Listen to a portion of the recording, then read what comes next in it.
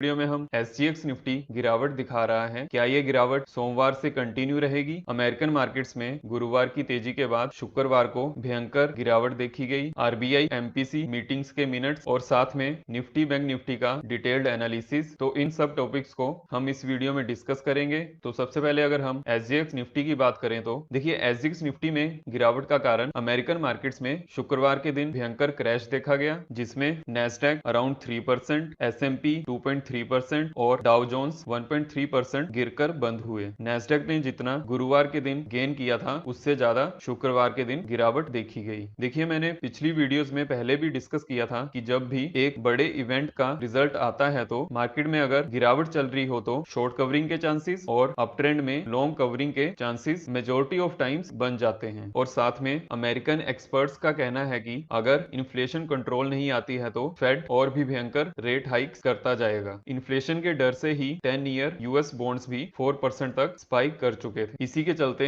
सब एक्सपर्ट्स का मानना है कि इस बार भी फेड 75 बेसिस पॉइंट का रेट हाइक करेगा। देखिए, तो फेड मीटिंग 1 to 2 नवंबर को होने वाली है। इसके रिगार्डिंग कुछ भी नई अपडेट आएगी, मैं आपको वीडियो में एक्सप्लेन कर दूंगा। अगर आपने हमारे चैनल को अभी तक भी सब्सक्राइब नहीं किया है तो कर लीजिए और साथ में बेल आइकन को ऑल पे जरूर रखिए, सो दैट जब भी मैं वीडियो अपलोड करूं तो आपको नोटिफिकेशन आ जाए। देखिए, इन कारणों के चलते ही मार्केट गैप अप तो ओपन हुई, लेकिन अपर लेवल्स पर सस्टेन नहीं कर पाई और सेकंड हाफ में एक डाउन ट्रेंड शो करते हुए 17,185 पर क्लोज दिया। बिकॉज इंडिया में भी इन्फ्लेशन अभी तक भी कंट्रोल में नहीं आई है और RBI के MPC मीटिंग के मिनट्स भी जारी हुए थे, जिसमें RBI ने क्लियरली कहा है कि इन्फ्लेशन को कंट्रोल में रखने के लिए रेट हाइक्स नेसेसरी हैं। अगर इन्फ्लेशन कंट्रोल में नहीं आती है तो आगे भी अग्रेसिव रेट हाइक्स करते रहेंगे। RBI ऑलरेडी मई महीने से 190 बेसिस पॉइंट का रेट हाइक कर चुकी है, लेकिन फिर भी इन्फ्लेशन अभी तक भी कंट्रोल में नहीं आई है। लेकिन इंडिया का जो WPI इंडेक्स है उसमें थोड़ी सी राहत मिलते हुए दिख रही है, क्योंकि अगस्त का WPI डाटा 12.41% था और जुलाई का WPI डाटा 13.93%, लेकिन इस बार 10.7% आया है। इन कुछ कारणों से ही इंडिया में इन्फ्लेशन इतनी खराब नहीं दिख रही है जितना यूरोप और अमेरिका को ऑलरेडी इफेक्ट कर चुकी है। तो अब हम इन बातों को ध्यान में रखते हुए निफ्टी के लेवल फाइंड आउट करें। उससे पहले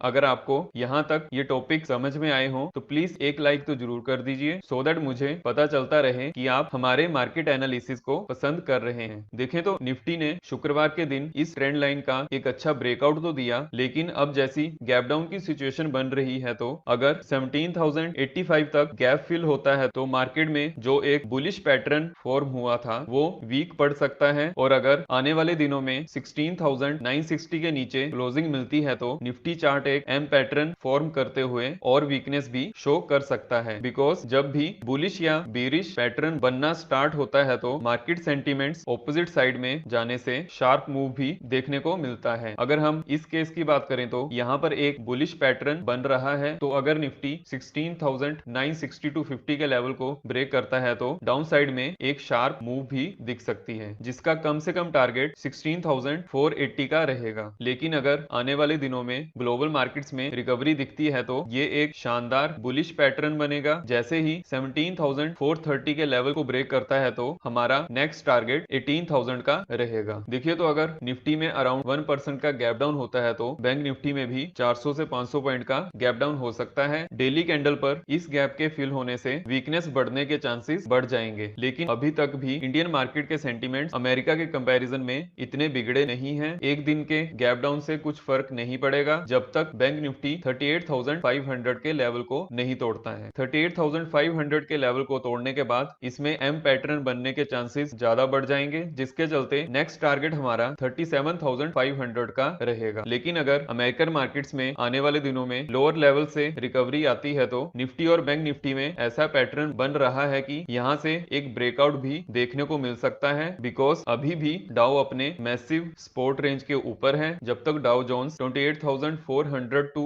28,800 की रेंज के ऊपर है, डाउ जोन्स में भी 31,500 तक की रिकवरी दिख सकती है। तो निफ्टी में हमें अपर साइड में 17,430 के ब्रेकआउट होने का वेट करना है, उसके बाद ही एक अच्छा अप ट्रेंड मिलेगा। और वहीं बैंक निफ्टी में 39,600 टू 700 की रेंज के ब्रेकआउट के बाद। लेकिन निफ्टी में 17,050 का लेवल एक इंपॉर्टेंट लेवल बन चुका है और हमें सोमवार के लिए निफ्टी और बैंक निफ्टी के कौन से लेवल्स पर ध्यान देना चाहिए, इन सब टॉपिक्स पर ऑप्शन और चार्ट्स की मदद से नेक्स्ट वीडियो में हम डिटेल्ड एनालिसिस करेंगे। तो इस वीडियो में इतना ही। अगर आपको हमारी वीडियो इंफॉर्मेटिव लगी हो तो प्लीज एक लाइक तो जरूर कर दीजिए।